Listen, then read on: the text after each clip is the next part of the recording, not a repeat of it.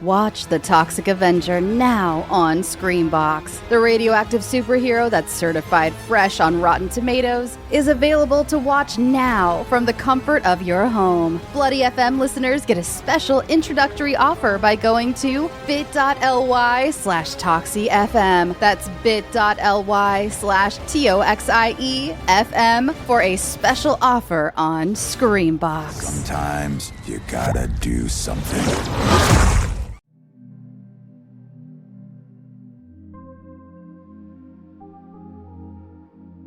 Welcome to this week's episode of Safe Room, your weekly source for horror gaming discussions and proudly part of Bloody Disgusting's Bloody FM podcast network. I'm your host, Jay Krieger. And I'm the other one, Neil Bolt. And this week we're joined by two very special guests to discuss the upcoming film adaptation of everyone's favorite haunted morgue simulator, that being the Mortuary Assistant. And we are joined by none other than the game's developer, Brian Clarke, and the film adaptation director, Jeremiah Kipp. Fellas, welcome to the show. Thank you very much. Hello. Oh, it's a pleasure. I'm a big fan. I feel like I'm a long-time listener, first-time caller. Yeah, as a lot of interview opportunities we get come about, it was like you sent us a very nice email and said, you were a fan of the show and whatnot, and we figured, we'd love to chat with you guys about not only your experience making the film, but sort of like maybe how that, for you, Jeremiah, specifically, has shaped your sort of perception of horror, or in general, like getting into games. Because as you told me over email, you were not the biggest gamer before working on this film. And so it'll be great to see how that kind of shaped or influenced, your viewpoint on games and whatnot. Sure. Yeah, well, I can say that the games that I'd played prior to this adaptation of Mortuary Assistant were like kind of the big ones, stuff like The Last of Us and Alien Isolation, which are great games. The Texas Chainsaw Massacre game is undeniable. But I hadn't done a really deep dive into indie game development before Mortuary Assistant. So when approached by Epic Pictures Group, which owns Dread XP, which is their subsidiary that develops and puts their games out into the world, they were like, hey, do you want to adapt a video game? And they didn't say the Mortuary Assistant. They didn't say any of that. And my first gut instinct was like, hell no. Like, why would I want to adapt a video game? There's a long history of interpretations that are displeasing to gamers and general audiences that are unfamiliar with the game. Like I can't think of anyone who likes the movie Doom. And then when you play the game and you see the film, you understand why. It just felt like a crass commercial enterprise where they're shoehorning in plot and character and all this other stuff on what is a really imaginative shoot 'em up game. First person shooter in a wild imaginative world. But I don't think it's a one-to-one translation into game to movie.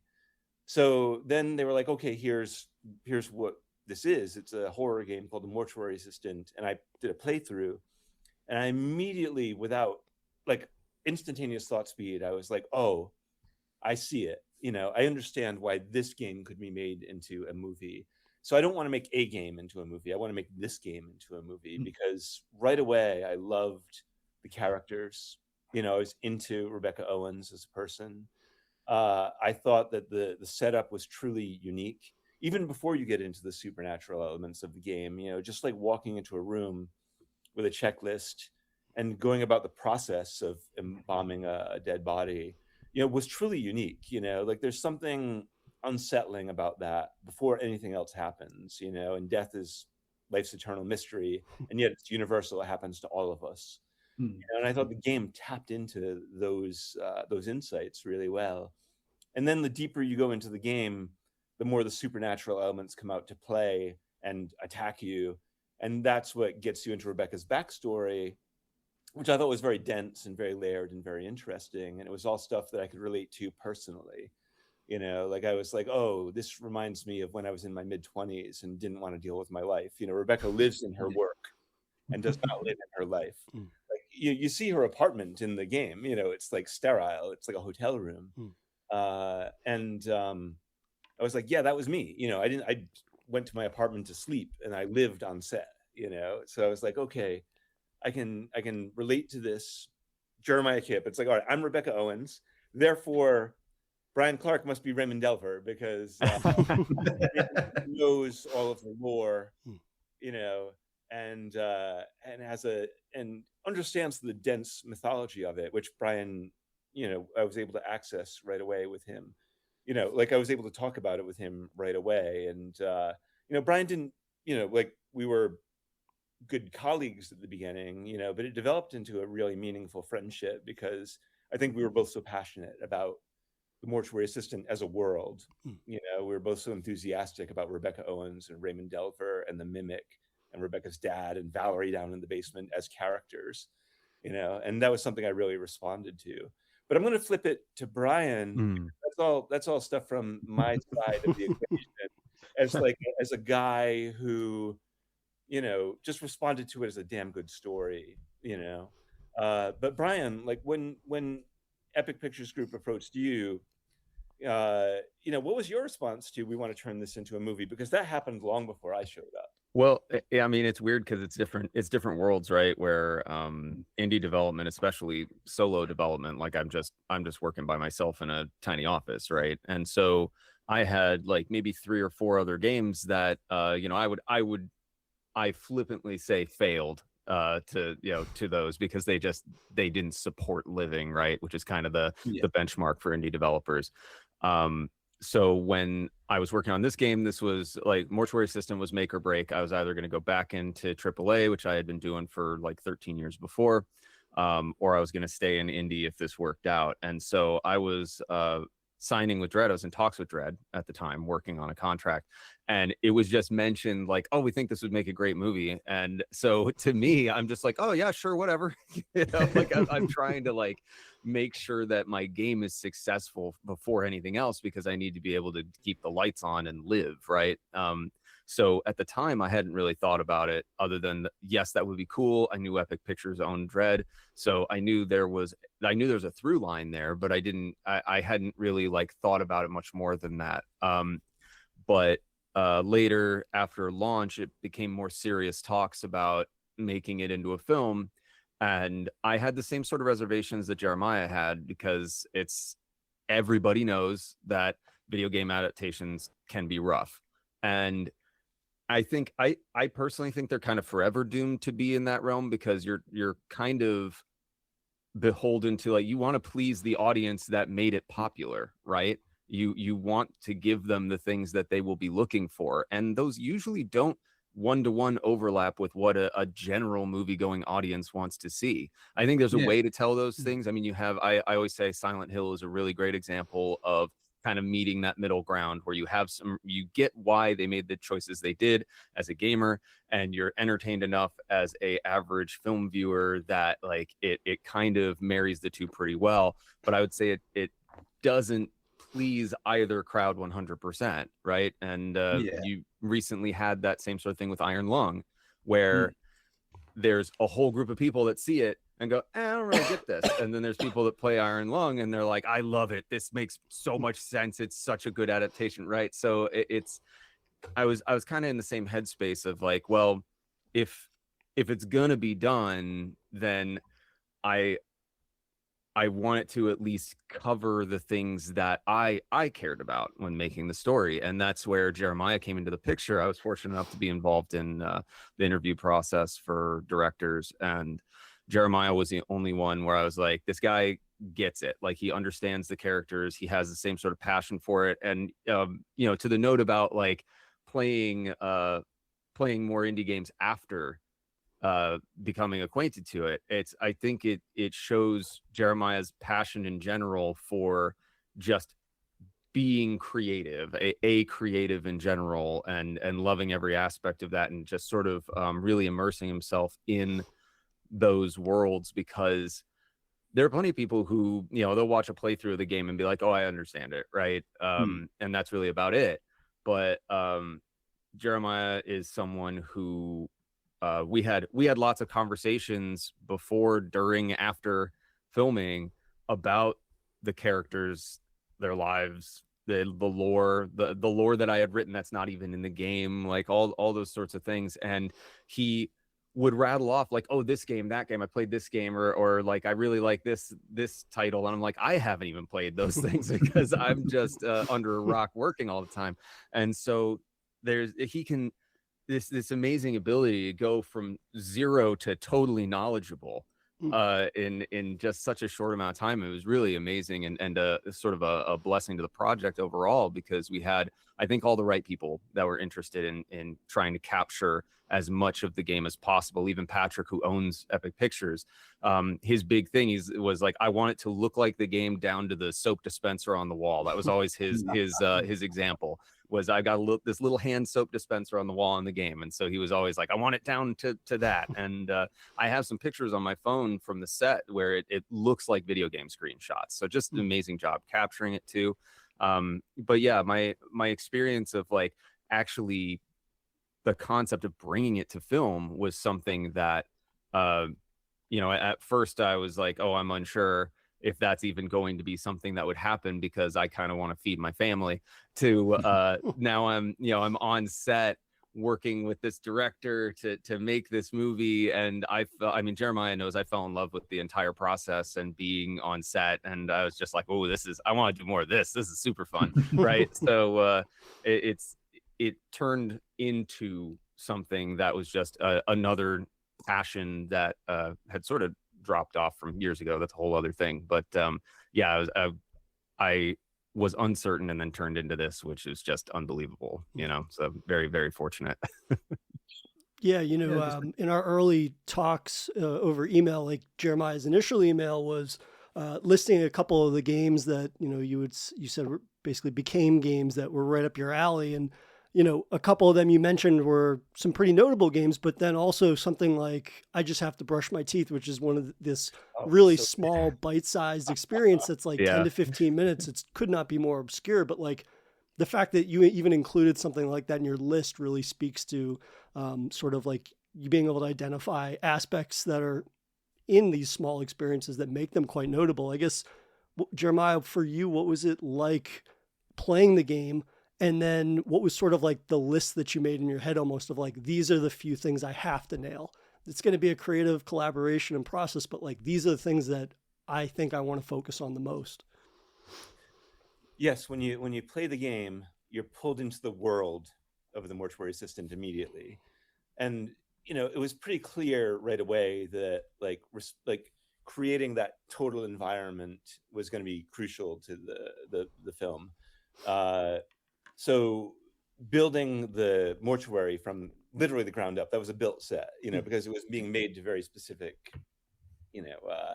it's kind of apples to apples with the game. But like, if we have to change something, it's like, all right, well, in the game, Brian, the desk is over here on the right with the red lamp. If we move it over to the left, that will work better for the studio space that we're filming in, because then we can have a bay window here.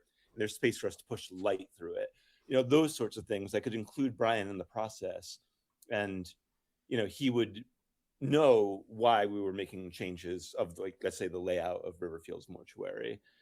As you're playing the game, the thing that's kind of insidious about it is the voices of the demons kind of felt like depression and suicidal ideation and addiction.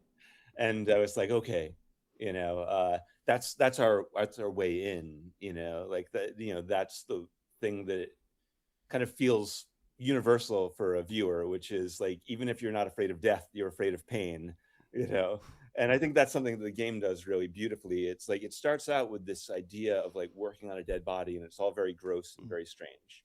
So in the opening scene, we're like, all right, we're not, in the game, there's a checklist and you're kind of going through the process of each piece. And it's like, okay, in a movie, that would be a unique experience. Like somebody like Gus Van Sant might do that in real time or something, but I was like, okay, but clearly Epic Pictures Group wants to make a popular entertainment. So what would be the most interesting thing to pull the audience into the embalming process that Brian shows so beautifully? And it was like, okay, one of the powerful scenes in the game is when Rebecca is essentially doing her final interview before getting the job. And she's working on the body with Raymond, like kind of commenting and like watching. And it's like, okay, well, that's definitely in the movie no matter what, you know, like it's terrifying because like just being nervous in an interview, you know, is highly relatable content. But then in terms of process, it's like, well, how can we pull the viewer into the embalming process? And the director of photography, Kevin Duggan, and I came up with this idea. We kind of banged together all sorts of like strange tools and techniques on this movie. But one of them was like, what if we rent a lens that is used in medical surgery? It's called a probe lens. It is literally used to attach to a camera and like kind of get very, very close to wounds, you know? And it's like, okay, if we're that close, then like when Rebecca slices into the artery, it'll be like a landscape, you know, it'll pull the viewer's eye right into the thing that we're trying to show them. And that was an example of like taking something that Brian was doing in the game, which is process, you know, and then creating a cinematic technique for it, which is we're going to show you in extreme close-up the various steps of the embalming process, you know. That was pretty interesting. And it was like, you know, like that's scene one of the movie. And immediately you start saying to yourself, like, okay, that is going to be the relationship between the narrative elements of Brian's game and the narrative elements of the cinematic storytelling. That's going to be the translation between one to the other. And, you know, stuff like that was really fun. Now, the things that we needed to include, it's funny because like David Lean, who did like Lawrence of Arabia, and he adapted many Charles Dickens novels, and the Charles Dickens novels are so thick. You know, he would always write down like 7 to 10 things that had to be included from Oliver Twist. You know, the notable sequences that you just couldn't live without. You know, and some of those were just things that I knew I couldn't live without. Like I felt so interested in Valerie down in the basement. You know, I was like, she's one of my favorite characters in the game. You know, and like so many things, it's like you just want to hint at and imply and suggest who Valerie is and how she got down there and all the things that, you know, that you imagine got Valerie into that position. You know, but I was like, well, Valerie in that box, you know, calling out for help is definitely something that we're putting in this movie. That's undeniable. You know, the mimic peeking from around a corner or looking through, looking through a window, you know, or grandma pounding on the window outside, you know, it's like an iconic element from the game. You know, it's like in every iteration of the script, you know, those were there.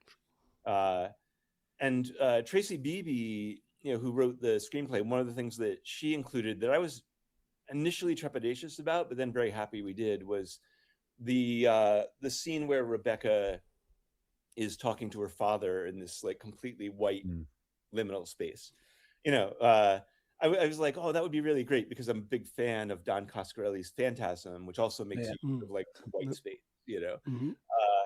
But I was like, that scene, it's a little sentimental, you know, like, I mean, in the game, I think that it lands perfectly. There's a lot of build to that. Yes. Yeah. And in the film, I was concerned about it. I was like, well, will that work? You know, and Tracy was very passionate about including that sequence from the game. It indeed, like in her structure of the screenplay, it was undeniable. It was like, okay, we know that this is a climactic point in the story. But the thing that made it feel honest to me was we cast an actor named John Adams, who's a horror filmmaker. His family is the Adams family, and they've got many films on Shudder. I first encountered them when my previous movie, Slapface, and their earlier film, Hellbender, both played the same month on Shudder. They were both witch movies. And Hellbender is a brilliant film. It's as brilliant. Such a good movie. Yeah. It's as brilliant as any of the indie horror games that I might suggest, like Mouthwashing or something like that. Hellbender is that good. You know, and so John is like kind of in the horror community is kind of like Tom Hanks. He's like America's dad. You know, he and his family have been in numerous horror films, and the Shudder community knows who he is. And if Tom Hanks is America's dad, then John Adams surely is horror's dad. I knew the audience would immediately have a relationship with him, or at least I would, you know, as a fan of his work. And when we did the scene, you know, John came up to me and was like, "Hey, I'm feeling a little vulnerable. Do you have any directorial advice for me?" Which is very humbling coming from a director who I greatly admire. You know, and I said, John, why don't you know, what if because he makes films with his children. So Zelda and Lulu are his two kids, and they're in the movies, and they write the movies with him, and they direct the movies with him, and so on. And I was like, well, what if in take one you play the scene as if you're playing it to Zelda, and then in the second take of the scene you play it as if you're talking to Lulu, and now suddenly you've got something where an actor is able to do something and play it for real. He really is going to play it as if he's a father talking to his kid. He said something very funny, which was, well, those will be two very different performances, because one of them is like feathers and string, and the other one is made of steel. I didn't ask him which was which. I was like, let's see it. So in take one, he performed it to Zelda. Take two, he performed it to Lulu. And then the edit, mostly it's Zelda, and the button on the scene is Lulu. But I was like, oh, okay, this is also a translation from game to screen, which was like something that I was worried about us being able to build up to. I was like, okay, the only thing that I have going for me is my personal relationship to the game and my deep love for the world that Brian created. And for this scene, it's like, let me access the real thing, the real parent's love for the real child, and plug that into the movie, And I think that Brian did a really great job in The Mortuary Assistant of like making the characters feel personal to the player. Like people love Rebecca and people love Raymond, and people really love the mimic. Like Paul Sparks, when we did our initial interview, when he was talking about playing Raymond, he'd already played the game. He'd done all the 5 different endings. Like, he'd done his homework. Nice. But he was also like, I love the mimic. He doesn't even have any scenes with the mimic. Just like, I love the mimic. I love that character. So that you're working in a world where like the players of the game have a very personal experience, when they're doing it. So the only thing that I can do as a filmmaker is engage in the material personally myself, and that's what I chose to do with Rebecca's dad. Just make him, just make him a dad that I love, John Adams. That stuff. But like that's a scene from the game that is in the movie. I thought that John and Willa played it with great emotional honesty. No, I was going to say about Willa, obviously, I think she does a really great job of portraying Rebecca as well. But did she also have experience of the game beforehand, or did she just kind of get the idea behind the character very quickly? The short answer is hell no. Paul Sparks played the game, and really did a deep dive into Raymond. Like he went on Reddit and was like it's like, tell me about Raymond, And with Willa, she's like, I don't play games, and it's like, and she was like, she was working on a movie while considering doing this one. And she's like, I'll get one of the PAs or one of the grip. Like, she's like, I'm considering doing the Mortuary Assistant. A lot of the crew were like, oh yeah, the Mortuary Assistant. It's like, wow, people know this game. She's like, I'm not going to play the game, but like, maybe I can get somebody to play it for me. But she was like, but even if I do, she was like, I just, I kind of want to respond to the character on the page. And I want to bring my own personal life experience into the character, which seemed to work out really well, because like Rebecca Owens in the game and in the film, like she experiences loss at a very early age, and then there's a big gap in her childhood and her teenagerhood. So her life is completely screwed up by not being in contact with pieces of reality, and the loss of her father and all these things are huge obstacles in her life that the demons play on.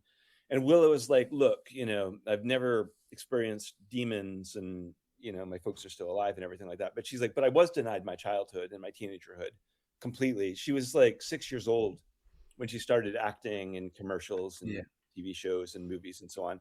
Her stepdad was Brian De Palma, and her next door neighbor was Spielberg. And Spielberg was like, you could be a star, kid. And she's like, yeah. And then before she knows what's going on, she's on sets with lenses being pointed at her with 300 guys in baseball caps, like all staring at her. And she's spending more time on set as a child and as a teenager than she is in school, So she's like, I can totally identify with the person that doesn't know how to interact with other people. The morticians that I met, the real morticians that I met, were very shy people, often who came from rather troubled pasts, like, often women in their mid-20s. But, when asked about mortuary science, they would come alive, and be like, oh, let me tell you everything about it. And let me tell you what you need to do to like pry open this mouth, because there's a bone like right above, right under your lip that there's a problem sometimes, and so they were very happy to talk about mortuary science, but rather shy and trepidatious about, like, and while hinting at stuff in their past. It's like, that's all stuff that is really hard for me, and working with the dead is a lot easier than dealing with the living, because the living are such unpredictable animals. Present company excluded, of course, you guys. But Willa was like, I can identify with those aspects of the character. So even if I don't play the game, I think I know who this person is. Yeah. And she responded very strongly to the Narcotics Anonymous scene, which is not a scene that's in the game, but it was a scene that we needed in the film, because we needed to dramatize Rebecca's struggle with addiction in a way that presented presented where she's at in her journey. Yeah. She gets the 1-year chip and so on. So that was stuff that we dramatized that was not in the game, but it was always with the understanding that we were going to honor the rules of the game and the character in the game and where she came from, and we weren't going to create something arbitrary that would be an affront to or in contradiction to the rules of the game that Brian created. I mean, that was something I felt very strongly about. Was even if we're going to add a scene, it could, it would have to be like a scene that could be plausible as a cut scene in the game. I mean, even though movies and games are quite different, the thing that we wanted to stay true to was, like, when you watch David Lean's Oliver Twist, you don't feel like that's in contradiction to Charles Dickens' Oliver Twist. No. You feel like those things complement each other and share a DNA.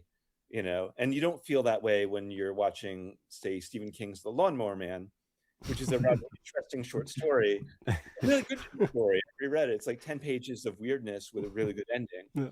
And then they turn it into Flowers for Algernon when they make it into a movie. Yeah. And that is one where, like, that, they called it Stephen King's The Lawnmower Man, which was such a insulting proposition, because, like, nobody's going to be happy with that, especially Stephen King, who was like, what the hell is this?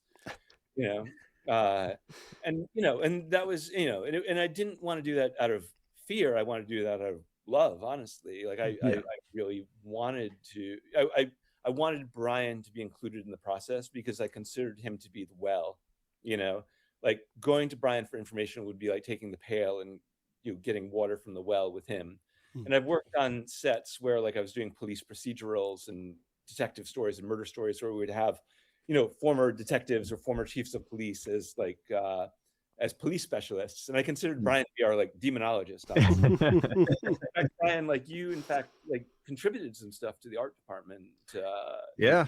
I mean, there was that was, I think, my first, like, real step, because when I first arrived, like, I hadn't done movie stuff before. Everyone's speaking a different language, basically, and so I was very timid at first. I didn't want to, like, get in anybody's way. And I think the art department was the first, like, where they're like, hey, what do you think about this? And, like, then we got to talking about journal entries in Raymond's journals and various props and what they should look like and stuff. And I ended up actually, like, writing and drawing in a number of the journals, the ones that Rebecca flips through at Raymond's desk. Like, a good chunk of that is stuff that I've added to those journals, and there's various feedback with that. And that was my first, like, real dive into, okay, I'm working with people on this, and kind of the first thing that made me really fall in love with the entire process, because that was my true realization that it's like, oh, I'm surrounded by like-minded people. Like, I am surrounded by other people who just love creating stuff. Every single person on set. And I started to get a little bit more confident with everything, and a little more feedback on things. We were talking about Willa, just to underscore her approach to the character. One of the first things that I started messing with was, like, minor dialogue stuff in the script, just things that I felt would feel a little better, truer to the game, or maybe flow a little better, something like that. I was originally going to be there for a week, and I was flying back, and had decided that I would come back 2 days later. I had reserved the hotel and got my flight back before I even left. But I was doing some script changes, and one of the things that I didn't get to touch was the Narcotics Anonymous scene, because that was something that was brand new. But there were things in there where I was like, it doesn't this thing doesn't quite sound like Rebecca, or maybe this thing isn't quite in line with like what would be said at Narcotics Anonymous, something like that, right? But it wasn't something that I'd be able to really interfere with at all. But I came back, visited my family for a couple days, packed for the rest of the month, came back, and that scene had been shot the day before I got back. And Willow was like, I winged all of it because I just like, this is something that, you know, I like, she felt strongly about that scene was something that she felt strongly about. And I remember they played back the scene for me to watch, and I gave Will a hug because I was just like, you totally get it. This is awesome. Like, she really, while she hadn't played the game, she did, like Jeremiah was saying, she understood the character and kind of what was kind of what Jeremiah, Tracy, we're all going for with this character. And it was just really pleasing to see. The other thing I learned is that horror protagonists breathe shakily and are scared a lot. There's a lot of and Willow whimpers towards you know, it's like I never really realized it, even though I take a few cuts from voice actors, put them in the game, and they get played wherever. It's like, oh yeah, there are a lot of scenes where it's just reactionary, like, oh my god, you know, kind of stuff. So but yeah, she did a fantastic job. But that was my getting used to, like, kind of getting my feet wet in the whole process and getting used to everybody on scene, on set, and working with the art department was definitely the first trip into that. And from that was just involvement on all sorts of stuff. Plus I got to be a dead body, which was really cool. So that was also a lot of fun. So I did get more involved. That slab was very cold for 2 days.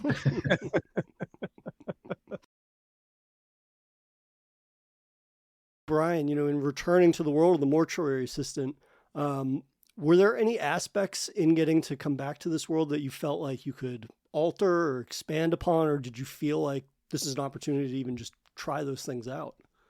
Yeah, I mean, there were a few things that happened in the script that we hadn't, that I hadn't really explored at all in the game, which is what happens when you leave the mortuary, what effects sort of go with you. Again, digging in a bit more into Rebecca's life outside, like those were things that were added that I felt were nice additions that were true to the story's base, the characters, and was a chance to kind of expand on those things a little bit. We also get to see a little bit of where Raymond has sort of like his lair. I love that it's sort of a nondescript location. You're not quite sure what it is, but he has a place, right? And it's sort of this out of time, like, pocket dimension for him, because of, you know, fans of the game can be like, is that where Valerie is that, like, is he under the mortuary right now? Is he home somewhere? Is that where, you know, like, so things like that where we just got little glimpses, I think was the right approach, because I had a fear of defining too much in the universe when you know, we could end up adding too much to a story we're already trying to tell, because people were, you know, people expect something from the game to be, you know, to cover those bases. Like Jeremiah was saying, there are beats that we know we want to have in there. So adding these new things were always sort of a not a touchy concept, but they were definitely something that we wanted to pay attention to, because they should add to what players already knew, right, and felt natural to the story. And I really think that the things that were added were compelling, and just seeing these things in real life was something that added this extra dimension, like the Norman's take on the mimic. Basically, obviously it's not one-to-one in the game. I love what he did. It was awesome. And Mark Steger did an amazing job with it. It was really, really great. Seeing that Mimic Day was one of my favorite days. I have multiple reasons why, but that was just, it was so, every single scene we worked with him, it always just looked so cool on in frame, right? Cabrera did the special effects. He's our key special effects artist, and Mark Steger from Stranger Things and Scary Stories to Tell in the Dark and many other things. He's a creature actor. He played the Mimic. As I recall, when we were shooting the movie, in the early days, you know, and on day one of principal photography, Brian was like, I'll be back in Video Village, you know, like I don't want to where I lived there with Willa's dog come and out of it. crafty snacks. Yeah. But you know, when we came to Mimic Day when it changed, but I do remember that like Brian was by my side, and I remember Norman and Brian and I being in conversation with Mark, the actor playing the Mimic, about like things the Mimic could do, and Brian offering suggestions from the game, you know. And I don't remember if that was the main moment where Brian felt like he could come out on set and be a part of the process more. But I remember that it was a heroic day for it, because it was like you know, everybody was looking forward to working with the creature, and Brian knows the soul of that monster better than anyone, you know. So having Brian in real time be standing next to me by the monitor and being able to offer ideas and suggestions of what Mark could play in the role of the Mimic was you know, an experience that I cherished, you know. And I feel like there are film directors that would be afraid of that, you know, that would be like, get the fuck out of my face. Yeah. And, Yeah, exactly. let me get on with directing the movie. You know, you did your job, let me do mine. But I respect Brian so much, you know, and I loved the world that he created so much, that it was really a joyful collaboration and a meaningful one for me to include Brian in every step of the process. You know, I never felt creatively threatened by Brian. I only felt creatively empowered by him, and I felt supported and encouraged about the things that I wanted to do. And I felt like I was able to listen and respond when he was able to give a suggestion in a meaningful way. You know, that part, and that went for the whole thing. You know, when we were in post-production, you know, he would see the edit. When we were interviewing sound designers, I made sure that Brian was on those interviews, because I felt like the component of sound was such an essential element of the game. You know, it's like it informs the world of the game, you know. And indeed, like Brian and I have still been partners for, you know, the premiere of the film, even up to today, us doing this interview together, you know. But I think that like the hardwiring of Brian into the process, not just as a resource, but as a true collaborator, you know, I think it was before the Mimic Day, but the Mimic Day was like one where like I felt it very powerful. That was a big one, because I mean, you know, there was certainly, it was a gradual climb to where I felt comfortable being on set, first of all, right? Like I did hide in Video Village a lot. Like that was like the first few days. When it first kind of was forced down a bit was when Patrick showed up and saw that I was making minor adjustments to the script and asked what I was doing. And he was like, he was there for like 2 days, but he came, he had just landed, came in, saw me. He was like, "What's that?" And I said, "Oh, just some dialogue stuff I might bring up to Jeremiah after this scene, if he's okay with it." And he's like, "Well, why don't we just tell him? Like, why don't we just tell him right now?" I was like, "They're shooting right now." He's like, "That's fine." He opened the door to the set, had me come with him, and Jeremiah is like looking at the monitor, like headphones on and everything. And I remember very specifically that I was like, I know that look so well, of like, I got my headphones on, I'm working, this is when you don't bother someone. So I'm like, don't bother that man. And but Patrick walks up, taps him on the shoulder, and I swear to God, I do the same shrug thing every time I'm like in the zone and someone gets my attention. He's like, "Oh, what?" And then Patrick's like, he turns, he's like, "Brian has something." I'm like, "What?"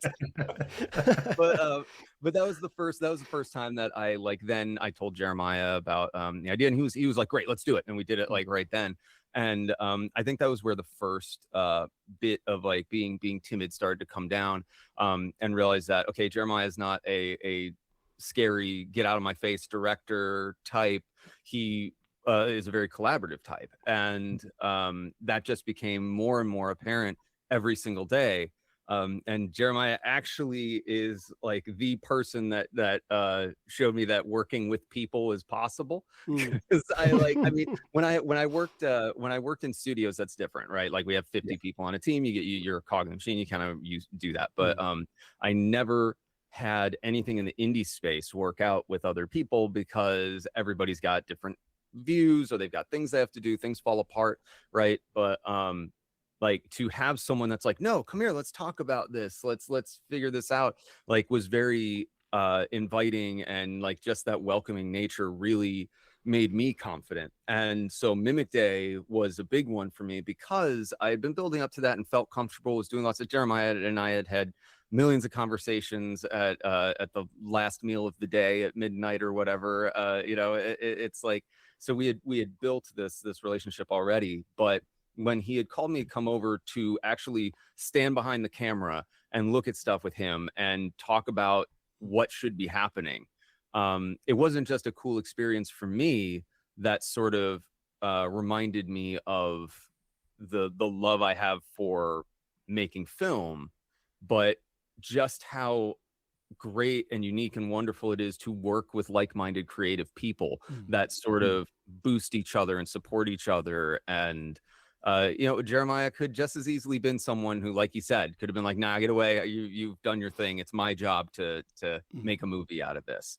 But the fact that that's not what he wanted to do and really valued other people's input, it's not just with me, it's with everybody that was on set. It was with the actors, it was everybody. Was just, Jeremiah is just a guy who is easy to talk to and is good at talking to people. It's like just a collaborative person, a welcoming person, warm person. It made the entire process really great. And it's weird because he's here right now hearing me say this, but it's like there's a little bit of me that was like, I really want to adopt some of that personality in myself. Right. It's absolutely somebody who, the way he works with people on set, the way he deals with problems, the way he follows through from start to finish on projects, the passion he carries through all of that is something that is really rare to see in that capacity, in that package. Right. And so it was awesome experience, and some part of the main reason why this is something I would love to try and do again if there's ever an opportunity for it. Right. It's just like I said, it really a long time ago I was heading I was at a crossroads, or a fork in the road, I guess, of like, do I want to do video games or do I want to do film? And I was like, film's not a thing I could do for whatever reason. I don't know. There's just that perception of it that it's like that's for a small select group of people. And so I went into video games, and I love doing video games. It's fantastic. It's a great field also. But this experience sort of reminded me that it's like, oh yeah, this was something that I loved too. And so the whole experience ended up being this well-rounded thing that kind of changed my perspective as a creative on like what I want to do, not just in games, but in my life going forward. Like I'm gonna try to do stuff myself just because it's fun, even if it's terrible, That's great. Next year, Brian's going to direct a film. I'm sure of it. This is not a scoop. I mean, it's a guess, but like I think that Brian will direct film someday, and I really look forward to seeing them. I hope so. Yeah, like his cutscenes feel like scenes from a movie. It's like that's the thing. I think when I looked at the cutscenes in the Mortuary Assistant, I was like, these are beautifully staged. These are beautiful. Like the angles that he chose for the sequence were really strong.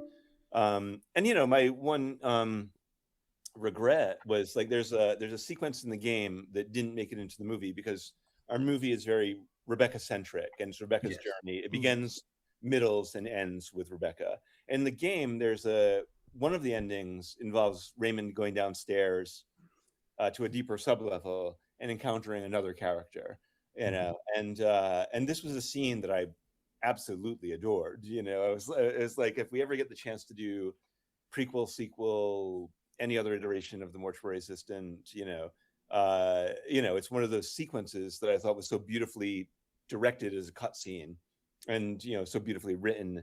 But then there was like I think that there was mocap in that sequence as well, and it was one where it was like, oh, Brian also understands the physicality of acting, and I think that would translate into, if he chose to direct a film, I think that he would understand how pictures tell stories and how an actor's performance tells a story. I'm sure you felt that way with voice actors though, Brian, too, like the way that they interpret the character tells the story. Yeah, of course. And that's always something that when I when I look for voice actors, a really common thing, because there's so many voice actors out there, and a lot of them are like, oh well, I can do these voices, I can do this accent, and I'm like, well, I need you to just be you, but act out the scene, right? Because there's a lot of games where it's like, I'm just commenting that my inventory's full. I'm commenting that I'm out of stamina. I'm commenting, right? So there's a lot of stuff like that, which voices and like certain takes and everything can be really good for. But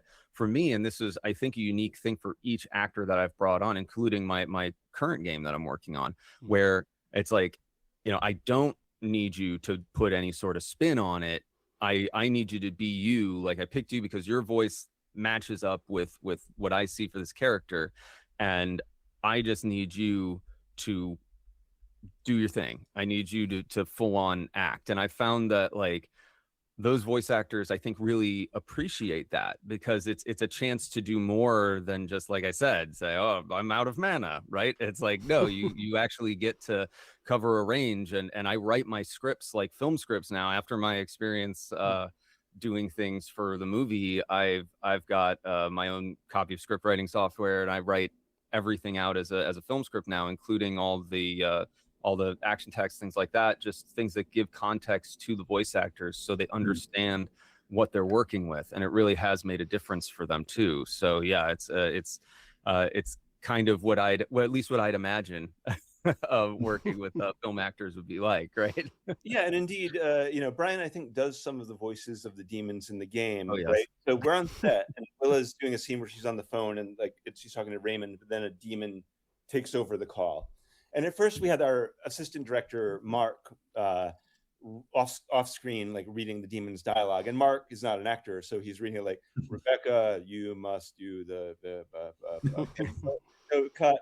And Willa's like, "Can we get somebody else to do this?" And I think I went up to Brian and was like, "You did it in the game, didn't you? Like, why don't you do the dialogue?" And then he did it, and Willa was like immediately with a scene partner. Like, it was like, because Brian has played that character before when doing the game, and so like when Brian could slide into it like somebody sliding into an old suit. Yeah. And Willa was immediately creeped out by Brian's understanding of the role, and it was one of those things where it's like, oh, this is another good reason to have the creator of the game with us on the set, because that was that same day with Patrick and the dialogue, because it was that scene. And I remember that it was like that end of that day, I was like, what a cool day, because it went to like, oh, there's some dialogue that I wrote that's in there now, and I got to read for Willa, and it was like, wow. I didn't think that would ever happen. Like, that's super cool. And then it grew from there. Brian is indeed the voice of the demon in the final. Yeah, there's some clips in there from me doing my demon thing. Yeah, I think from the film, it's really just apparent that like this was very collaborative, and that it was with clearly two people that naturally, being Brian's game, like wanting to present that as authentically as possible. But to what you guys have both been saying about horror adaptations in general, like you might have a competent filmmaker that's going to be adapting something, but if the original creatives aren't like immediately involved, or in this case, like literally on set, you lose some of that authenticity, which is clearly not the case here, because you both just have such a love for that. And I think that shows, and just again, like representing the world in a way that's so authentic to the game is quite an achievement. Yeah, I felt that way watching Iron Lung too. I thought that Markiplier loves that game. Yeah. His passion for the game was so inherent in the filmmaking, and watching that movie, I was like, oh, this is how Tobe Hooper felt when he made Texas Chainsaw Massacre, and this is how George Romero felt when making Night of the Living Dead. They loved that material so much, and they put everything of themselves into it. Yeah. And I felt like that's why Iron Lung was deeply successful movie, was Markiplier plus his passion for the game, like it's very clear. And I was a little concerned. I remember going to the movie theater being like, this movie is 2 hours and 7 minutes long. I come from the John Carpenter school. Our movie is like 91 minutes. I was like, we're going to get in and out. And, Mortuary Assistant, the playthrough is also concise. So I was like, we're going to do a tight 90, and so Markiplier, I was like, 2 hours and 7 minutes. I was like, if this movie is boring, I'm going to leave. you know. But I was also told, I was like, you know, but the last 30 minutes are spectacular. Stick it out. Yeah. And I, you know, I was watching the movie and I was like, oh, I wouldn't leave this. You know, I was highly engaged by it, and I thought slow pace really worked for that movie. Like, you know, the way that when you watch certain kinds of art house movies, you know, you just go with the pace of that movie because it's putting you into the world.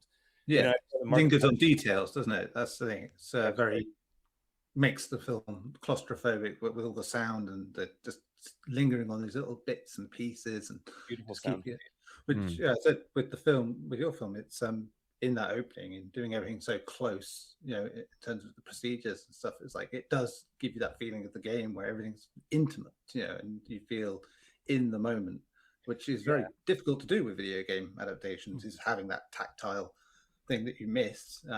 It's the closest you can get is having like something that really lets you absorb the space, you know, in the way Yeah, that and your video Markiplier game did does. that also very well in Iron Lung, Yeah. where like he absorbs the space inside the sub, and then his last 30 minutes are completely off the wall, insane, Yeah. or Sam Raimi raining blood, you know. And so I loved the film. I left after 2 hours and 7 minutes with a gigantic smile on my face, saying like, yes, indie horror games are where it's at. You know, it's like people are constantly scraping IP and movies and doing remakes of other horror films and so on, you know.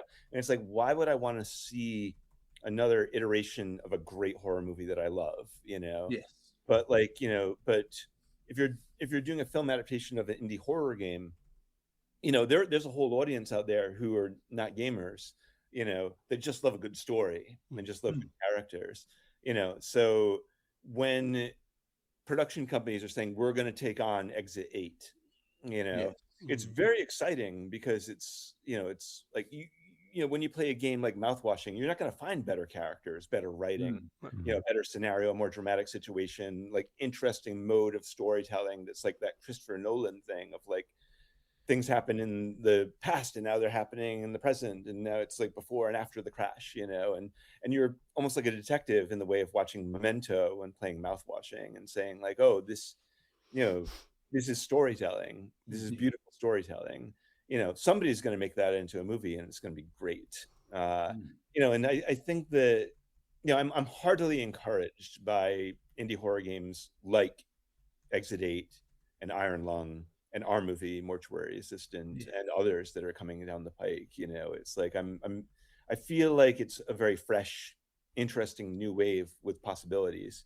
You know, now any filmmaker has to deal with the fact that there's a translation from game to screen, you know, which is what we've been talking about for the past 45 minutes, you know. But that said, you know, it's like I think it's really exciting. You know, it's kind of like when I moved to New York in the 1990s, there was a wave of independent filmmaking going on, and it felt like anything was possible. And, you know, seeing the indie game to film adaptation has that same vitality. You know, you get the sense that, like, if done properly, you know, it's like it could be very, very exciting for an audience. Yeah, absolutely. Yeah. I want to go back for a second. Something that Brian said and flip that to you, Jeremiah. You know, Brian said from his experience on the set of the film and whatnot and working on scripts, you know, now is using script writing software and kind of like taking things learned from that on-set experience and applying it back to game dev and the approach to some projects. Like for you, Jeremiah, being immersed in the world of games and, you know, playing around in that universe, was there anything from this sort of experience that, because of the nature of its relationship with games, like maybe altered your approach in the future, or things that you learned on this project that kind of might shape your approaches in the future? Well, it definitely made me very choosy, you know, like even before we finished post, I was getting opportunities presented to me of like, will you adapt our game into a movie? You know, so this has happened several times now, you know, and I don't know, you know, like I haven't really responded to any of them as passionately as I responded to the Mortuary Assistant. I think that that is the answer that I would give for that question, which is I'd be very happy to adapt another game into a movie, but I would only do it if I felt as sincere in my belief that I was the right person to do it, that I had a way in, and that I cared about it above anything else, you know. So, you know, I've mentioned other games that if somebody offered me Look Outside, you know, I'd be like, oh, I would really like to crack at that. It's a brilliant game. You know, somebody's going to make that into a remarkable film. You know, but like somebody presented me a shark game recently, you know, and I looked at it for a little while. Like the budget was really great, but I was also like, I'm not afraid of sharks. I don't want to be outside of a water tank, you know, you know, with actors wearing scuba gear, like swimming around inside of it. You know, I was like, I don't think this is the project for me. You know, and even though some of the games were interesting, you know, it's like I didn't have that automatic response of like I see the movie, and if I can't see a movie inside of the game where there's characters who want and desire something and are trying to get it with obstacles in front of them, you know, then I don't think I would want to do it. You know, like working on a Mortuary Assistant like made me realize why The Last of Us season 1 worked so effectively. You know, it's like, oh, you really love those people. You really love those people and you want to carry on with them. The Last of Us season 1 also like had an entire episode where it was like these characters that they encounter in the game, like it expanded this like gay relationship, you know, where you see the aftermath of it in the game, but in the series it gives an entire episode to like past to present, like what that entire relationship was. And it's a really dramatic, interesting story, and it uses the narrative form very well. And I was like, oh, okay, if I played a game and I could see that, if I could see the characters, or I could see the narrative elements that could exist in a separate scene that are not included in the game, then I would be happy to do it. You know, I'd be honored to do it, you know. But if I play a game and I'm like, that game was a really interesting gaming experience, but I don't see the movie in it and I don't care. Or it could be like I see the movie in it, but it's just not for me. You know, it's like I don't care about, you know, it's like I don't personally respond to the characters. You know, I would say those things, you know, like so doing Mortuary Assistant, it was like weirdly it's made me very choosy about like what I would want to do next in the game to film adaptation world. You know, it's I just felt like I really, you know, had a wonderful opportunity, you know, when they presented this one to me.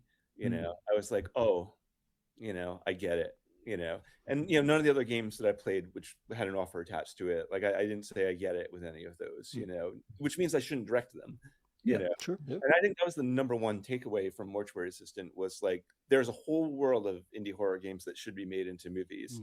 There are also a world of indie horror games that should not be made into movies, or at least not be made into them by me, you know.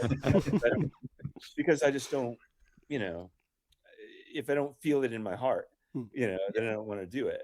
Well, it makes sense. Indie games are almost always made just from passion. Like they're born from passion, right? Because they're not by definite, like they're just not made by big studios. They're not made by people with gobs of money. It's just someone who really wants to tell a story, right? So it's always passion based. And so I think it's a really smart approach to make sure you're passionate about it, right? Otherwise it's not a good marriage. Yeah, and then there's some games that like no fucking producer would ever do. Like I think Squirrel Stapler is insane and a brilliant game with one of the best games of all time. And like I was like, I would totally pay money to go watch that movie, and you know, it would be a privilege to direct that film, but nobody would finance it because like, you know, watching like a dude running around in the woods like shooting squirrels for like 85 minutes, you know, is a tall ask.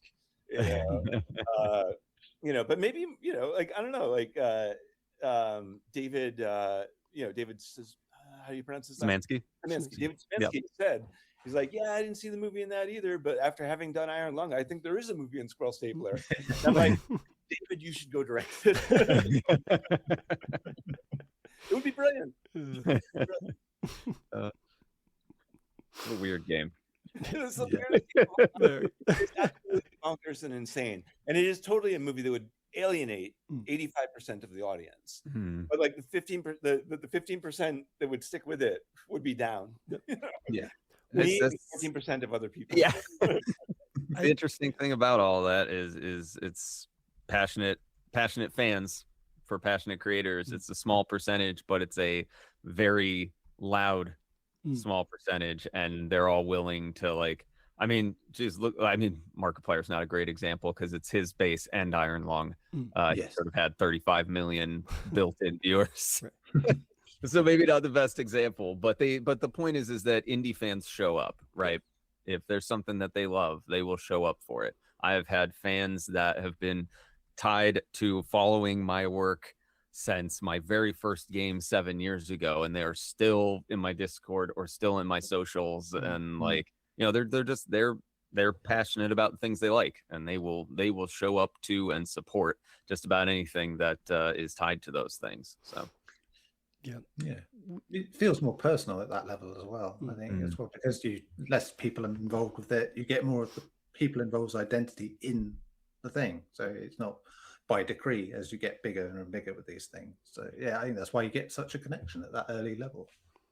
Yeah, and I think as a filmmaker, you have to love it. Like, you know, it's like when Rian Johnson did his Star Wars, The Last Jedi, you know, like fans were coming out of the trees, you know, being like, how could you have fucked up Luke Skywalker so much? You know? And I actually thought that his interpretation of it was pretty interesting. I was like, wow, I actually thought The Last Jedi was you know, like an intriguing possibility for the Star Wars universe, you know, but there was a lot of concern over like what he'd done. You know, it's like, and you know, it's I think time will be kind to that film, but you know, it wasn't lost on me when I worked on Mortuary Assistant. I was like, you know, I love Rebecca Owens, I love Raymond Delver, but my Rebecca and my Raymond could be a different iteration of it than like what, you know, what the fans interpret, you know.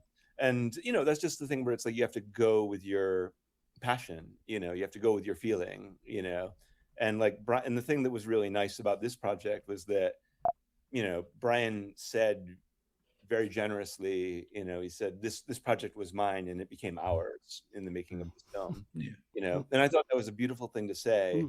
But I also was like, yeah, you know, I think that's how you have to approach these things if you're translating from game to movie, you know. And that's advice I would give to any filmmaker who's taking on the game adaptation, is like, what's the secret to game adaptation? I'd be like, you have to care. You know, you have to care. Yeah, I think that you know, for Neil and I, a big thing with adaptations is that it needs to, of course, be representative of the original source of the experience, but at the same time, like somebody's interpretation of something or emphasizing a certain element maybe that wasn't potentially explored to the length that it should have been in the source, that's fine, because that's this person's adaptation. And so I think, again, like that shows in the creative process between the two of you that, you know, you're able to adapt on certain things and expand on certain things. And that's how you end up with episodes like you referenced for The Last of Us, like long time.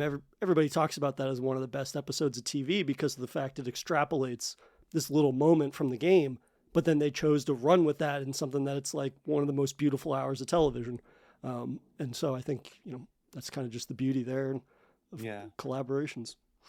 I think Brian's in the opposite situation right now, and I don't know if his NDA will prohibit him from talking about certain elements of this. You know, I don't want to step. We'll see. But I just want to say that, like, you know, so I was in the position of adapting his video game into a movie, and now he is in the position of adapting series, you know, Paranormal Activity into a game.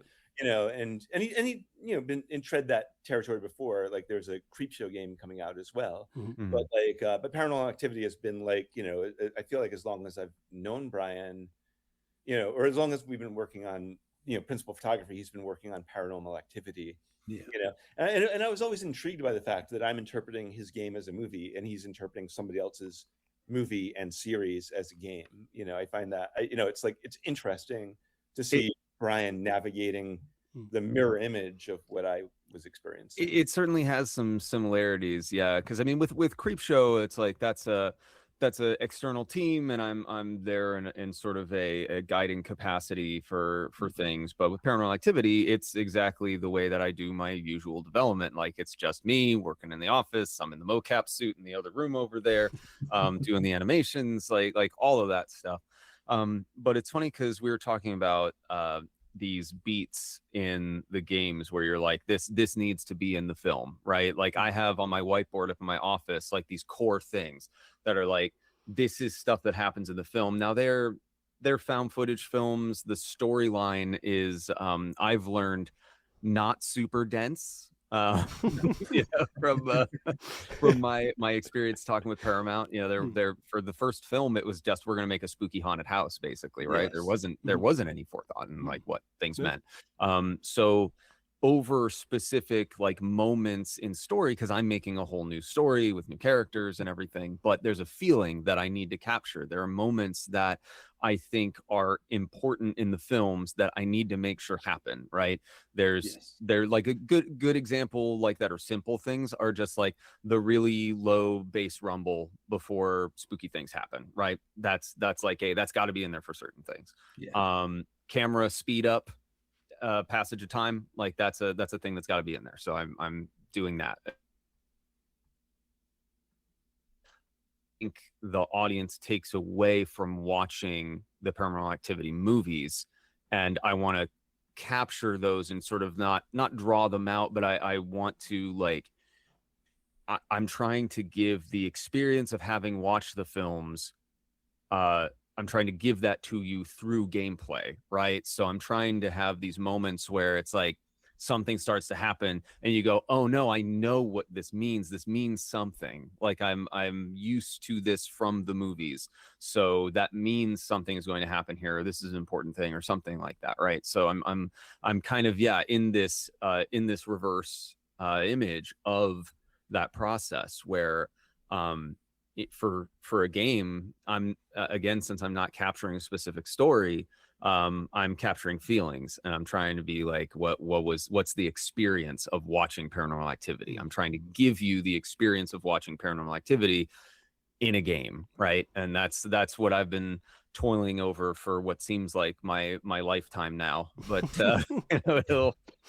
it'll end eventually. No, it'll be at PAX. That's fun. I've been working on that. And so, I've got about a week and a half before that happens. So I'm doing bug fixing in between things like this. But it is a unique yet similar experience in trying to adapt something like this, which is, I think, it's not lost on me. It's a very unique opportunity for an individual, indie developers in general, but for one person that's a lot for Paramount to be like, yeah, sure. Right. I'm like, you crazy Paramount, but okay. I suppose when you think about the film itself, coming from this low budget, big success. Same origins, kind of. Yeah, it's like a nice parallel to have. Yeah, I hope so. I think I'm certainly pulling out all the stops. I've been doing I would say I'm doing a lot of ambitious stuff with this, but still trying to stay like, I've got Mortuary Assistant fans that are expecting Mortuary Assistant vibes in the game, and I got Paranormal Activity fans that are expecting Paranormal Activity vibes in the game, and that marriage is what Dread and Paramount want. When I spoke to Paramount, they were like, we just want what you do, but Paranormal Activity. I'm like, oh, okay, cool. Yeah, I'll do that. But I'm trying to really up the ante and like how I'm trying to not stray accidentally into Hideo Kojima territory where I'm making like, cut scenes every 3 seconds or anything. But I'm doing a lot of, there's a lot more story driven stuff, but it's all interactive. It's not just being shown to you.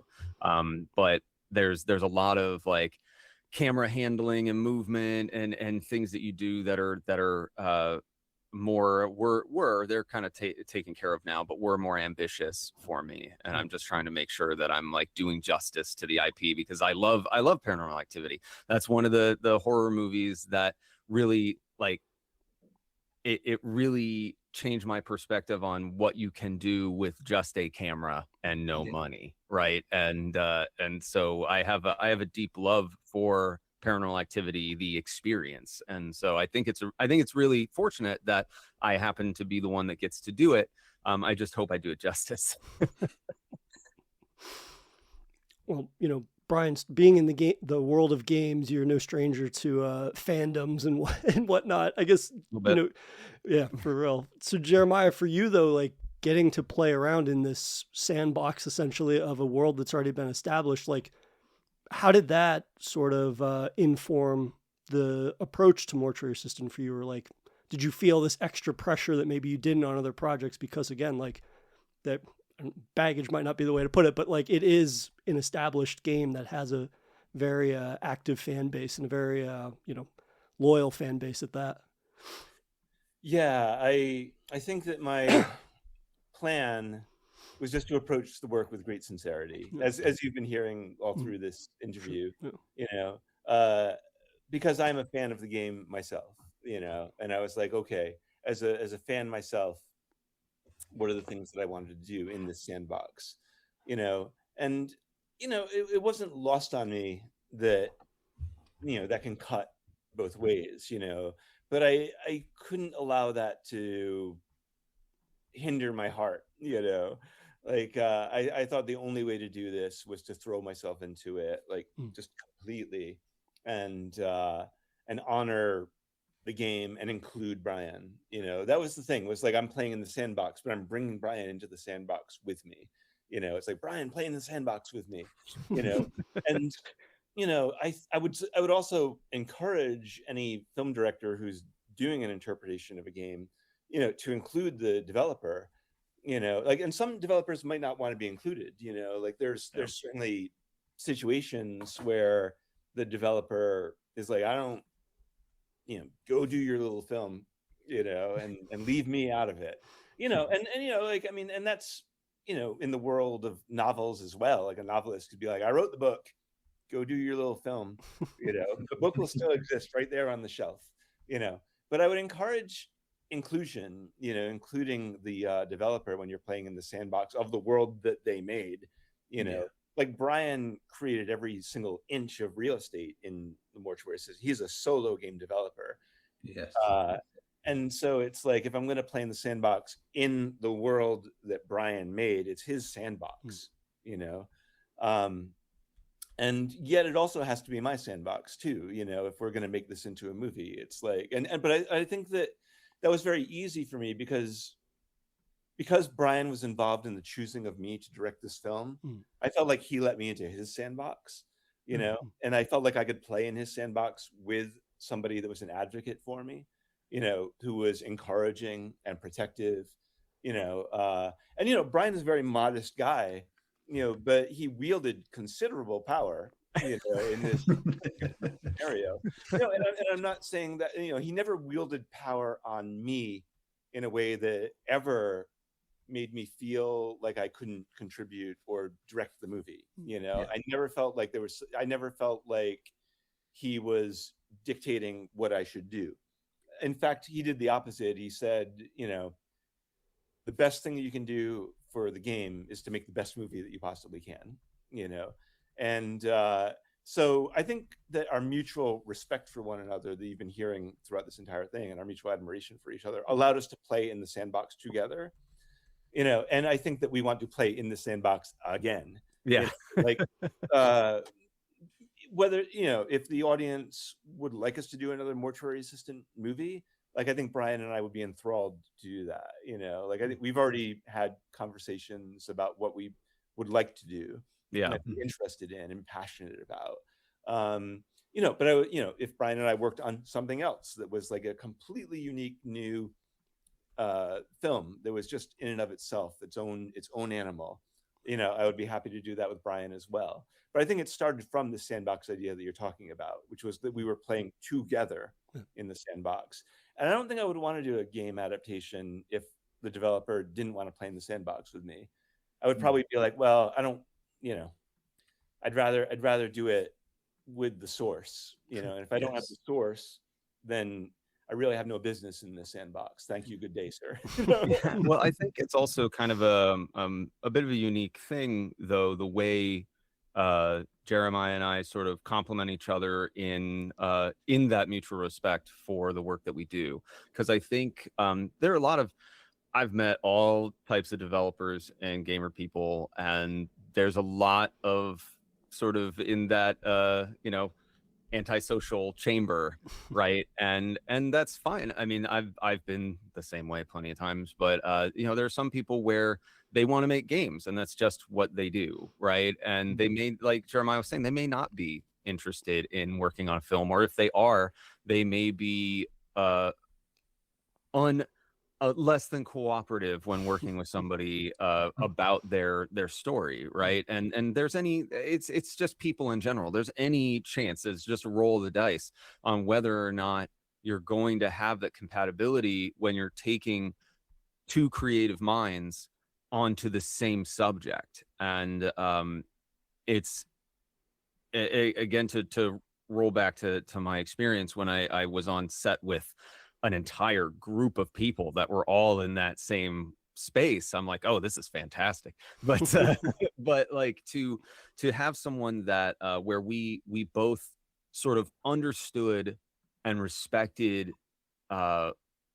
each other's abilities and knowledge and care for not only our own skill sets but the subject matter, and the fact that we both desperately wanted to bleed into the other, right? Like we both wanted to kind of get like what's it like over here, well, what's it like over here, right? And I honestly, I'm not gonna sit here and say that it's like wildly uncommon, but it feels rare to like have two people that can be so passionate about something in such a complementary way, right? Because I do feel like there can be just in types of people that may not be the best match to take someone's idea and put it over here, right? and I think we were fortunate that we just sort of meshed in that way.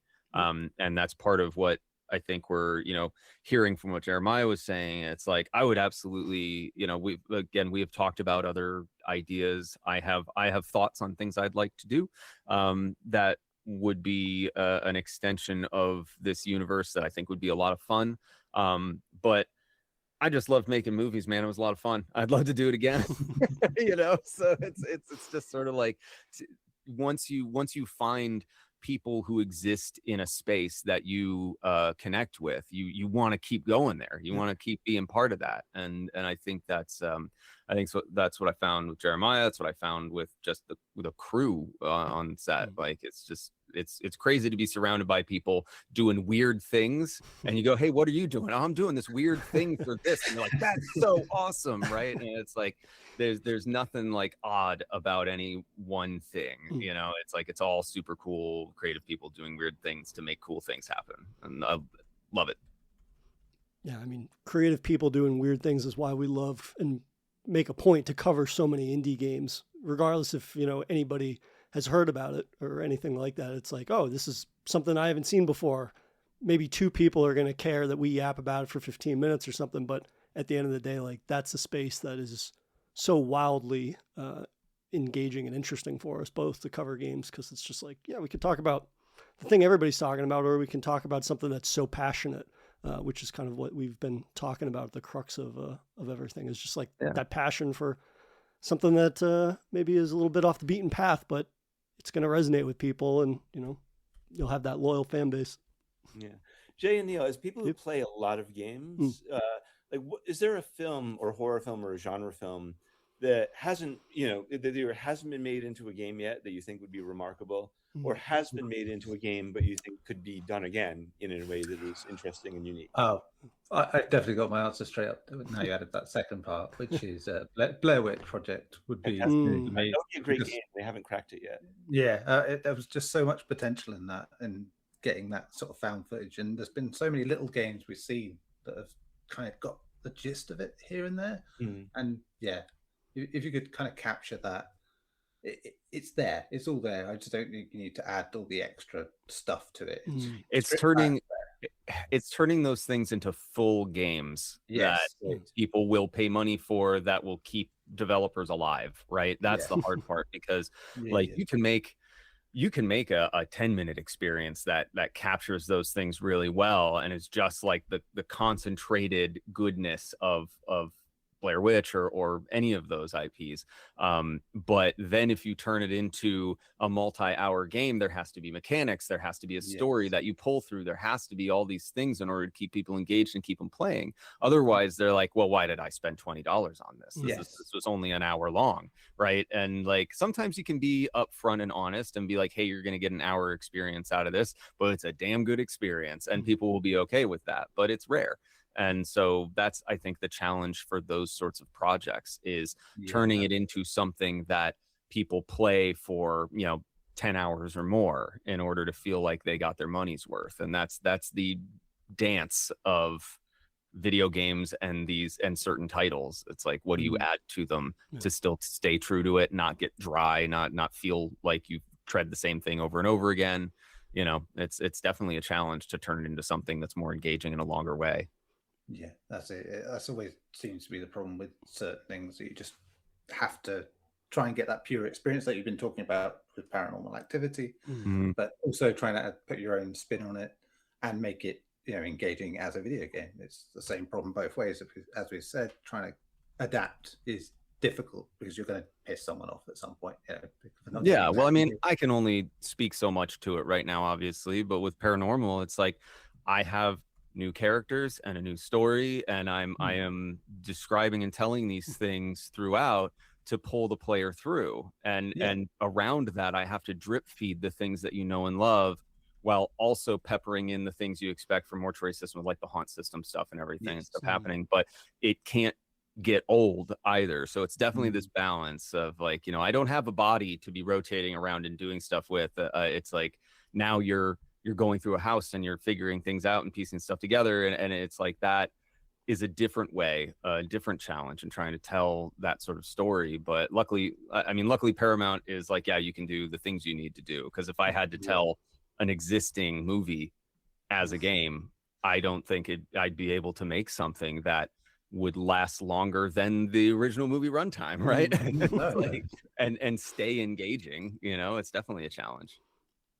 Yeah, for me, it would probably be something like Still Wakes the Deep from Chinese Room, or Soma from Frictional Games, because you know, so often I feel like I read all this criticism about you know, horror movies, whether it's adaptation games or otherwise, and people are always taking jabs at like the storytelling or the characters. So like starting with something that has such a concrete foundation and like really compelling characters, a really great blending of like various subgenres of horror and whatnot. And then the adaptation part for that I would like to see like some creative visionary come in and give their sort of version of it, would be, you know, the horrors that are found within that world. Like you have a basis for them, the body horror stuff from Still Wakes the Deep, and the sort of like mechanical parasitic stuff in Soma, but like let people get weird with that kind of like loose framework and see what they come up with. But the foundation being, you know, that again, attention to storytelling is already so strong, and just kind of building upon that. But, yep. We'll have to wait and see though for those adaptations. For sure. Yeah, who knows? I'm sure they're coming. Oh, there's no doubt they're coming. I think you know, Jeremiah, to your point about like this adaptations of indie games being turned into film, I think you know, there seems to be these waves of, well, we're not quite sure what to do, let's do book adaptations. We're not quite sure what to do, we did comic book adaptations for 20 years or whatever, right? And now that's sort of running out of gas. So what do we do? Oh, well, there's been interest in these few indie titles. Maybe that's where we start looking. And yeah, that's one of those where once the right, it depends on who does it, like turns over the rock and sees the giant ant colony that is indie developers and all the weird ideas out there and like cool stories, like, yeah, there's a lot to tell there. It kind of matters who does it, right? Because there's just as many giant studios out there that are like, we can make some money off of this, as there are, you know, Jeremiah's who are like passionate about actually doing the thing. And it depends on like what combination of those things you can get that would make the appropriate movie for that indie title. And who knows? Or even a bigger title, you know, it's like when Zach Cregger's was announced as directing the next Resident Evil movie. At first I was like, oh God. I mean, I thought that you know, Barbarian was fantastic, and I was about to see Weapons, you know, and it was like, oh, do we really need another Resident Evil? You know, it's like, and then I saw Weapons, and the ending of that movie, when all the shit is going down, you know, I was like, oh, this could be the best Resident Evil movie of all time. You know, well, I respected Paul W.S. Anderson and all that, you know, but you know, it's like, oh, if Zach Cregger's is able to do his Zach Cregger's thing in the Resident Evil universe, it could be very strong. I think that would feel more like Resident Evil, because what Resident Evil turned into was, I mean, kind of like, it reminded me of like Underworld, if you've seen Yeah, those movies, right? exactly. Where it's like, Yeah. it's just, it's not exactly Resident Evil, like it's set there, it says it's that, and there are some elements from that, but I think there's a way to tell it still that would feel like, and again, this is the same sort of thing that I'm dealing in my direction with Paranormal Activity, is like, you got to capture the feeling of the thing.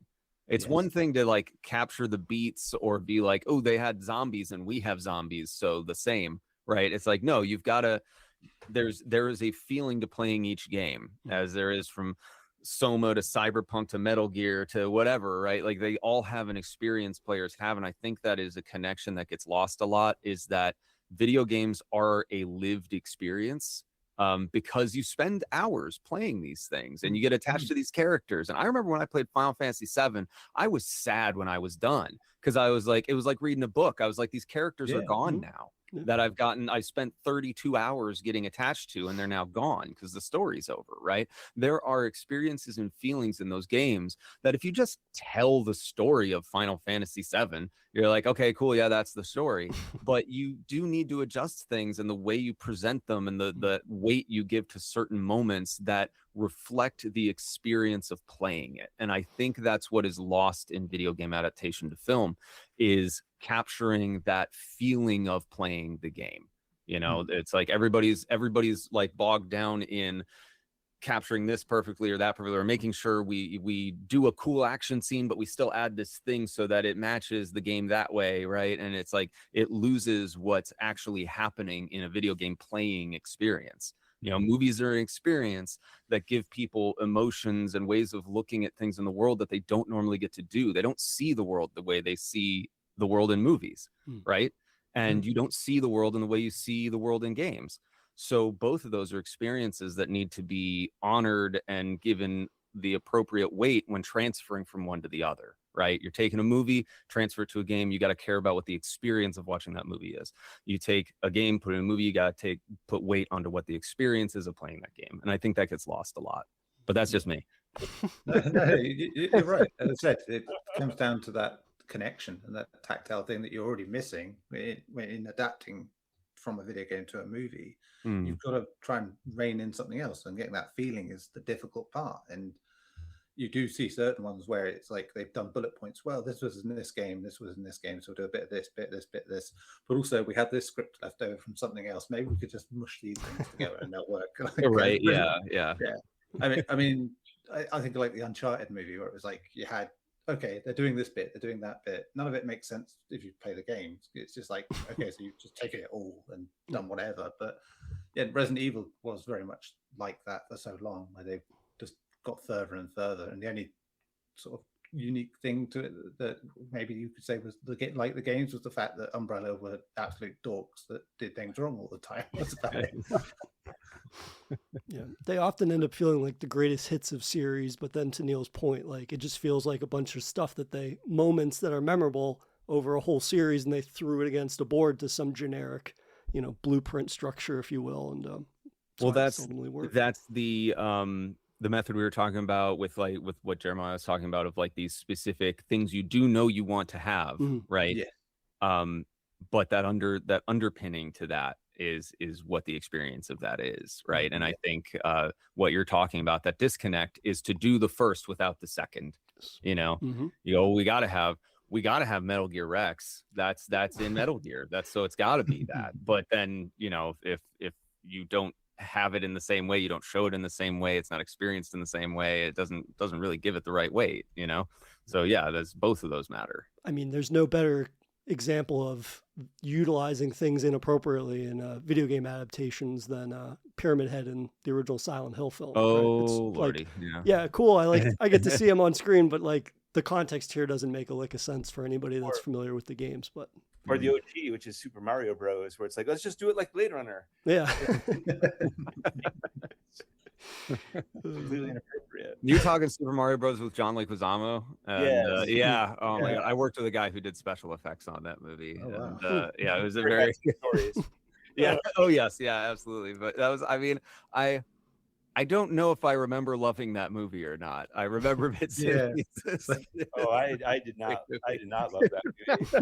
I felt the way about that movie that I feel about Doom, you referenced earlier. But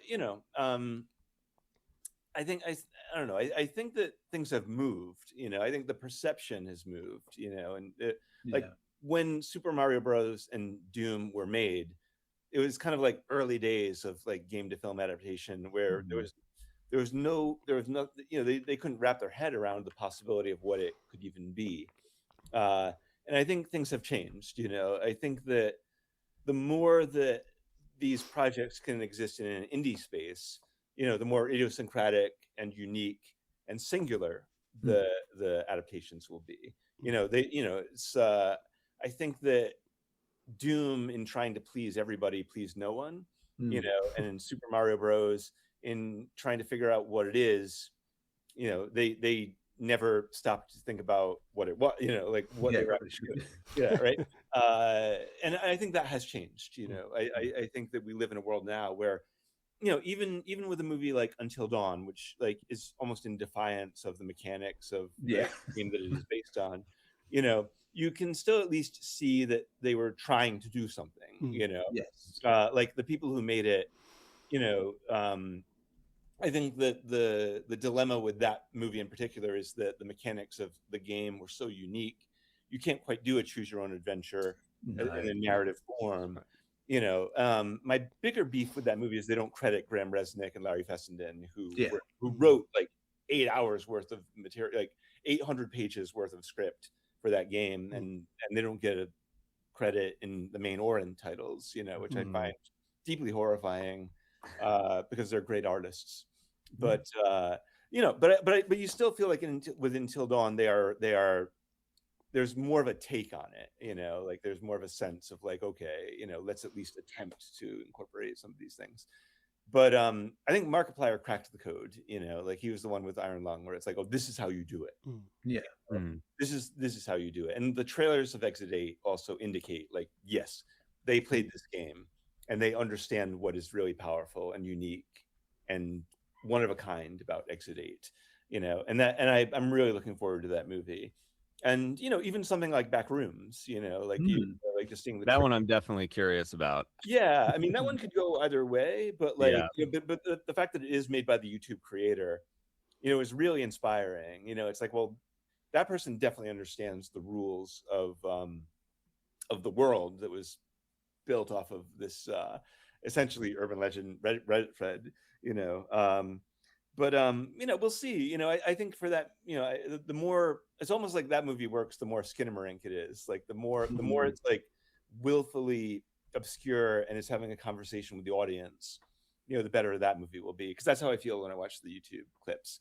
So I think Backrooms is weirdly, I mean, there was a Backrooms game, but I think that movie coming up is also going to be interesting and part of the conversation of adaptation. It's not literal. It's there's it's not necessarily a game to film adaptation, but like but it's in the same spirit of the thing that we're talking about. Yeah, I think they do kind of exist in the same spaces in terms of like internet discussion and like how people view things like that, and so it made quite an easy thing for a game. Funnily enough, I did a few years ago watch like a found footage movie at a festival that was doing the backroom thing on a really low budget, which sounded like a cool idea, but they basically just all they did was film around a mall that was kind of quiet, and it didn't quite work. So, but you saw the bare bones at least of what could work. That being said, I think I think I'm the only one who likes Skinamarink. I think it's okay. You're not the only one, Brian. It's like the movie is undeniable, and it's one where like I've still not been able to wrap my head around Skinamarink, but I fully embrace what it is, which is that movie is in communication with an audience. That is a great way to put it, and it's funny because I was talking about Skinamarink with somebody recently, but I was saying that the first time I watched it, I was like, "What is this? I don't care for this." But there was something that stuck with me where it was, I think what you're saying, where it's like, it feels like it's like trying to connect with me in a different way. Mm. And so I changed the way I watched it. I put on headphones and watched it on my laptop in a dark room by myself. Mhm. Right. And then I actually cried later in the film. That there's a specific moment that comes up that is like, I'm like, oh, this is really sad. And like, I got it. Right. Mm. And I was like, okay, this is, as pretentious as it sounds, it's an experience. It's not, Mm. it's more akin to like an art exhibit than it is like a feature film. Right. Yeah. And once you experience it that way, I feel that, that makes it a lot easier to appreciate what it's doing, right? And so that sort of gave me a different, I guess I wanted to talk about it again because it resonated with me in a certain way where I was like, this is an interesting way and a different way to like Jeremiah was saying, connect and talk to the audience, which I don't think another film I had watched had done. So yeah, I think that is just weird, and I like weird stuff. Yeah, fair enough. I might give it a try that way though. I think I was very tired the first time I watched it. It's not really good for being tired because Oh no, it's a very sleepy mood. I was gonna say the first time I watched it, I had the flu and was on cold medicine, and Oh my God. it was mostly a blur. But then the second time when I was, cognizant, I watched it the way that Brian just said, because one of my buddies reached out and said like, "Oh, I did this," and I found it to be like more immersive or what have you. And yeah, it was definitely one of those things where even in going back and watching it a third time then on my TV, it was like something feels a little lost here. And so that's, to your point about being akin to an art exhibit or something along those lines, like, having this unique sort of like presentation aspect to it does give some extra context or give more of that sort of like engrossing nature of what that film's doing. Yeah, I think that's why I respect it a lot, is because it's requiring you to watch it. As weird as it sounds, it's requiring you to watch it differently than you would watch a movie normally. Like the way you take it in has to be a little different, but there could be people that hear this and just go, man, that sounds pretentious as hell, I don't want to watch that. Yeah, but I respect that film is not for everybody. Yeah, exactly. And the thing that makes it, if you perceive that movie as being great, one of the things that is great about it is its singularity, meaning it's like one-to-one relationship with the viewer. It's like if the viewer is meeting that movie halfway and the viewer is filling in a lot of the experience, then it's going to be a really unique experience for Brian, and for a movie to do that, I think is actually a quite remarkable thing. It's not a movie for everyone, but it is a movie for you. And that's something really strong, I think, and there's something about like the way that the world is moving where if certain things can go into that niche area, that could be very interesting. It's I'm curious to see how that will unfold. I'm curious to see if Back Rooms will, be similar in that way. Well, it's not a movie for everyone, it's a movie for you. That's kind of similar to Mortuary Assistant and other video game adaptations, right? It's like there are going to be people, just like with Iron Lung, where there are people that are like, I don't get this. But then fans of the game are like, this is in there and this is in there and it's so awesome. And like, there are people that like that I spoke to where they had a friend that had watched it and they're like, you got to play the game.